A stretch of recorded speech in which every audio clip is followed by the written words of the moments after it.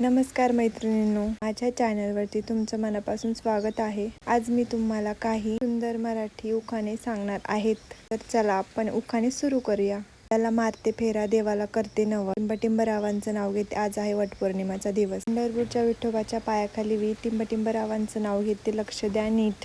पुण्यांनी सजलेली आज पौर्णिमेची रात्र. टिंबटिंबरावांचं नाव घेते. जन्मोजन्मी लाभो त्यांची साथ. शंभूराजांच्या राजमुद्रेवर रयतेची छत्रछाया. टिंबरावांचं नाव घेते. अखंड सौभाग्याचा आशीर्वाद द्यावा.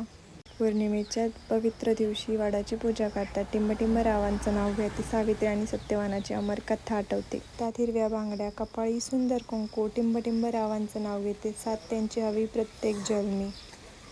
वडाच्या झाडाला बांधतात धागा. टिंबटिंबरावांचं नाव घेते. माझ्या सौभाग्याचा धागा. आता आहे आमचं प्रेमाचं खास. टिंबटिंबरावांचं नाव घेते. जन्मोजन्मी राहो हीच आस. मोबाईलच्या कलियुगात संस्कार जपते. टिंबटिंबरावांचं नाव घेते. त्यांच्यावर खूप प्रेम करते. वडाची पूजा करताना मनात एकच भावना. टिंबटिंबांना मिळो जन्मोजन्मी हात. जोडीदाराची साथ, सुंदर नात्याची भावना. सावित्रीने सत्यवानासाठी केलेली प्रार्थना. टिंबटिंब तशीच राहो आमच्या संसार प्रेमाची भावना. तुम्हाला कसा वाटला कमेंटमध्ये नक्की सांगा. माझ्या चॅनलवर नवीन असाल तर सबस्क्राईब